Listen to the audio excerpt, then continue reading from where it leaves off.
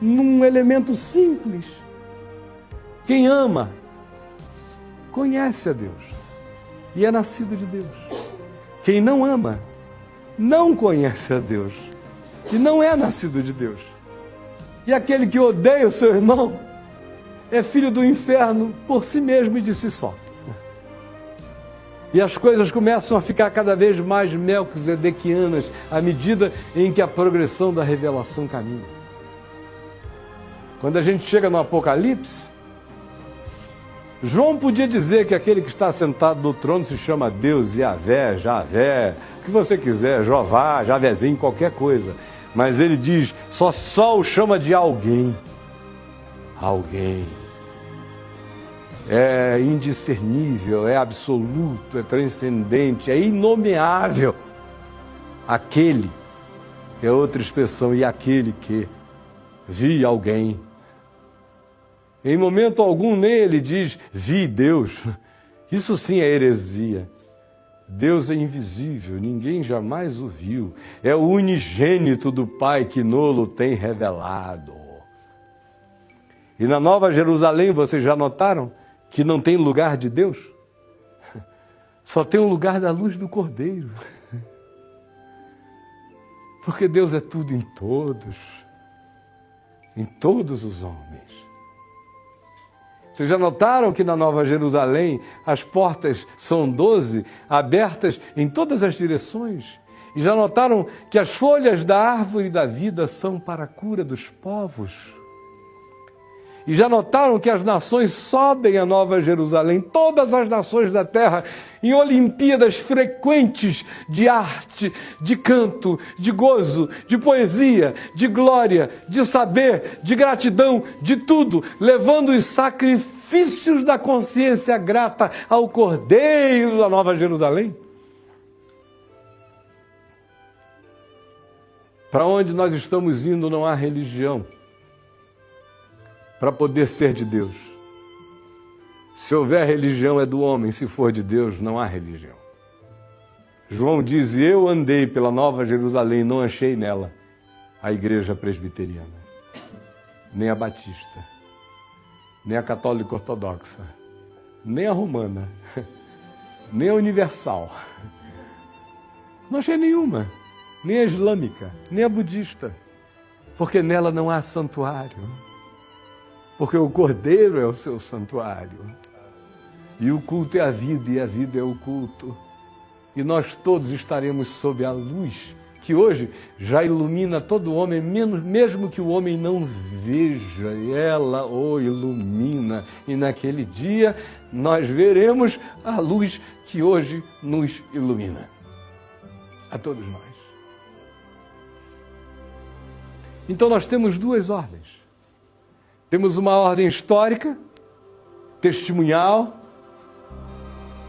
redatorial, necessária e imprescindível, porque nós somos gente do tempo e espaço, precisamos de história, referência, memória, lembrança, advertência, admoestação, precisamos de trilhos, precisamos de marcos.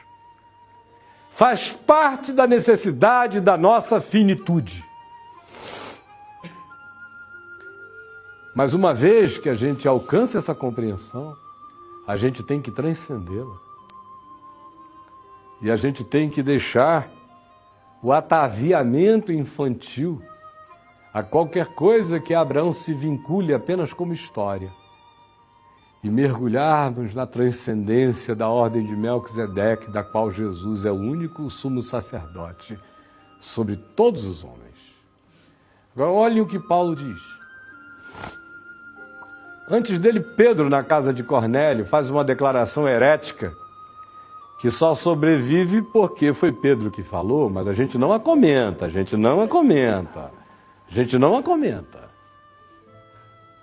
Ele diz a Cornélio, porque eu bem sei que Deus não faz acepção de pessoas, antes pelo contrário. Todo homem em qualquer lugar da terra que o tema lhe é aceitável. Todo homem que o teme lhe é aceitável. Paulo, em Romanos, no capítulo 2, depois de falar da suruba dos romanos, que era incurável, ele fala do moralismo dos judeus, que era igualmente incurável. Aí ele chega às ilhas, às nações, aos povos sem deuses, sem nomes, sem orientação, sem lei. E diz que eles servem de lei para si mesmos. Por quê? Porque a verdadeira luz que vindo ao mundo ilumina todo homem lhes dá consciências, fagulhas, e rompe dentro da consciência humana, de modo que, ora acusando-se, ora defendendo-se, alguns deles guardam a norma da lei que eles nunca leram escrita alguma, mas que está inscrito como consciência instalada pela verdadeira luz que vindo ao mundo ilumina todo homem. E Paulo diz, naquele dia vocês vão ver a surpresa. Naquele dia profetizado por Jesus, que virão gente do norte, do sul, do leste e do oeste, vocês terão uma surpresa quando Deus abrir os segredos do coração dos homens segundo o meu evangelho. Escrevendo a Tito, ele diz que ele é o nosso grande Deus e Salvador, Salvador de todos os homens, especialmente dos fiéis. E João, na sua primeira epístola, inicia o capítulo 2 dizendo, filhinhos meus, não pequeis. Se porém alguém pecar, temos advogado junto ao Pai, Jesus Cristo justo. Ele é a propiciação pelos nossos pecados, e não somente pelos nossos próprios, mas ainda pelos do mundo inteiro. O que é que eu estou querendo? Eu estou pregando aqui o universalismo?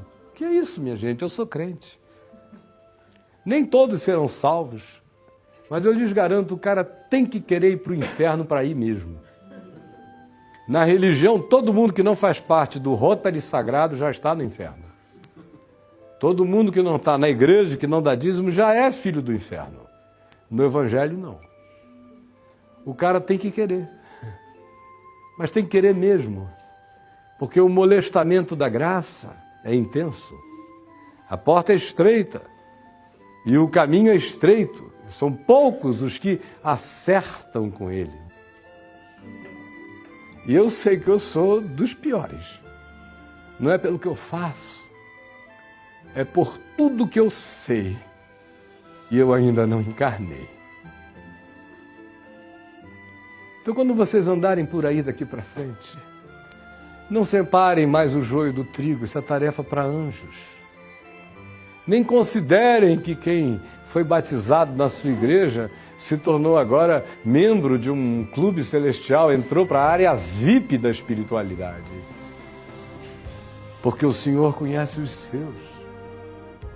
Os grandes apóstolos da terra, provavelmente, Paulo nunca tenha conhecido. A gente fica assim com esse nosso culto quase paulino, né? E olha que Paulo não devia estar de demagogia quando ele disse, eu sou o principal. Quando a gente chegar lá, a gente vai ver apóstolos sem nome, para todo lado, santos ignorados. Eu costumo dizer que no século XX, eu não conheci nenhum cristão que tenha carregado 10% da cepa espiritual de Mahatma Gandhi. Se alguém quiser me contraditar, me contradite e apresente o ente contraditório. Quem é? É o presidente Bonerges Ribeiro, da Igreja Presbiteriana do Brasil, na década de 60, que era o ente cristão superior a Mahatma Gandhi? Deus me salve. Quem? Uma vez eu escrevi no site que eu preferia passar, se eu tivesse que ficar numa ilha deserta, ou com o Dalai Lama, ou com o Silas Malafaia e o Macedo, eu ia preferir disparado passar o resto da minha vida com o Dalai Lama, ia ser uma bênção.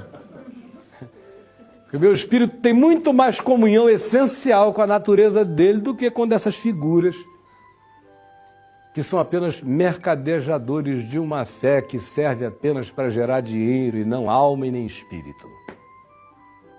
E eu não lhes digo aqui, eu estou dizendo ali, digo na cara dos fulanos. Então, meus irmãos, quando a gente andar por aí, vamos desarmar o coração. Vamos aprender a encontrar gente boa de Deus aonde a gente encontre gente boa. Todo ser gente boa é de Deus. E todo ser que é de Deus é gente boa. O que não existe é gente ruim de Deus. O que não existe é gente perversa de Deus. O que não existe é gente gananciosa de Deus. O que não existe é gente mentirosa de Deus. O que não existe é gente fofoqueira de Deus. O que não existe é gente intriguenta de Deus. O que não existe é isso que a gente chama ainda de clube da fé e de igreja. Eu vou encontrando a minha igreja onde eu vou encontrando bondade e graça. Apenas aí. Qualquer ser humano cujo olhar reflita a luz do amor é meu irmão. Se ele já souber de Jesus, eu celebro isso em Cristo com ele. Se ele não souber, eu digo a ele que todo esse bem já existe nele, porque a verdadeira luz se plantou dentro dele, mesmo que ele jamais a tenha sabido nomear. Eu digo isso como preparação não só para o resto dessa viagem, mas para o resto da nossa caminhada, para o resto da nossa jornada. Nenhum de nós aqui é anjo que separa joio do trigo. Nós somos apenas pessoas que, em tendo sido alcançadas, celebram a bênção de termos sido alcançados e pedem a Deus a luz para enxergar na vida aonde quer que o amor de Deus esteja gerando amor nos homens, porque o Deus que é amor tem como fruto da sua presença amor.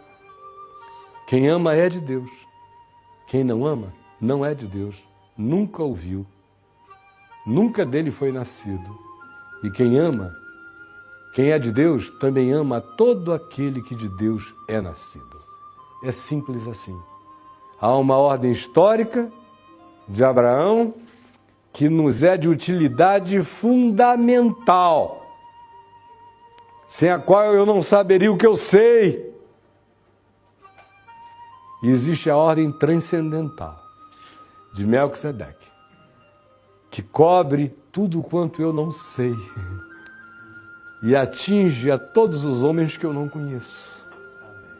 E que abre a porta da liberdade de Deus para amar a quem Ele desejar amar.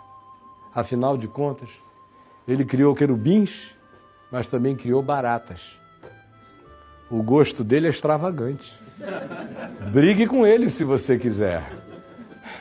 Mas saiba que Ele cria quem quer criar. E Ele nunca criou nada com ódio. Se hoje eu estou com muita raiva, eu vou criar o lacral, a barata, ou o Caio. Não. Todas as suas obras são amor e graça. E que o Senhor abra o nosso entendimento e que isso entre no nosso coração para sempre. Isso nos exime de pregar o Evangelho? De modo nenhum. Eu creio nisso desde os 18 anos de idade, quando eu me converti. Isso aqui é um resumozinho, uma pílula da minha tese de ordenação. Com 21 anos de idade, eu cria nisso de todo o coração. E alguém me viu sem ardor para pregar o Evangelho no mundo, porque eu creio assim? Ao contrário, eu não prego o Evangelho por causa do céu nem do inferno. Eu prego o Evangelho só porque o amor de Cristo, que me constrange, me enlouquece para falar desse amor. Quem já se apaixonou sabe como é. Quando eu conheci a Adriana, e eu fui logo invadido assim por uma paixão avassaladora, eu me lembro que eu saí para almoçar com meu filho Ciro, e sentamos à mesa 1h da tarde, 4h da tarde, e ele falou: pai, para, eu sei que você está apaixonado por essa mulher, que eu ainda nem tive a chance de conhecer direito. Eu digo: como é que você sabe? Pelo amor de Deus, papai, da azeitona que o cara serviu, até agora o café que a gente tomou, a conversa inteira, você não fala em outra coisa. Amor faz isso.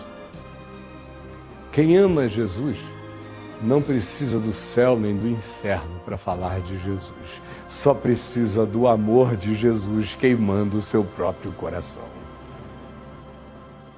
É isso que me move. Não foi isso que Jesus disse a Pedro?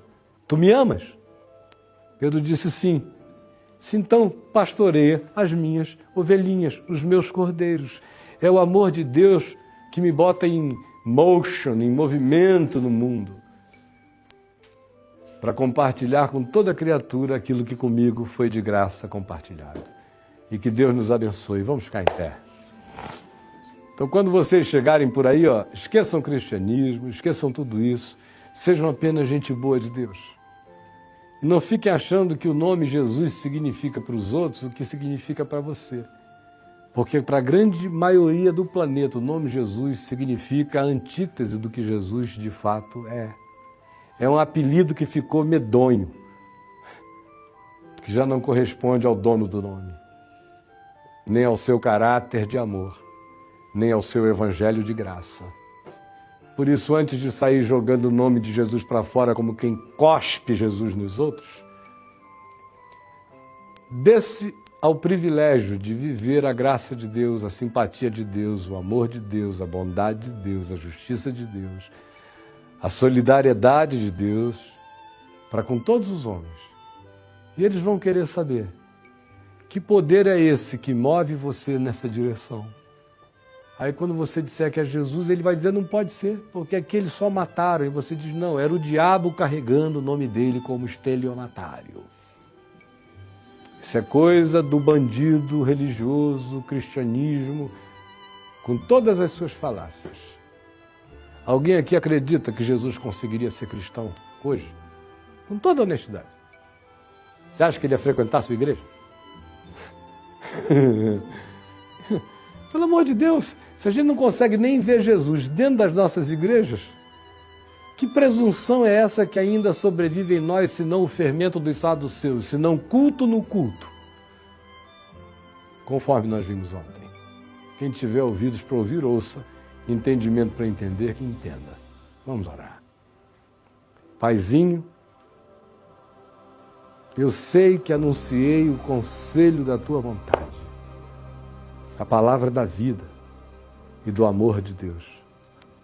E eu quero pedir que tu nos enchas do teu amor, da tua graça e desse olhar de misericórdia que não separa joio do trigo e que procura ver em cada outra pessoa potencial da tua graça, porque sabe que assim como tu nos amas, tu amas igualmente a todo outro ser humano.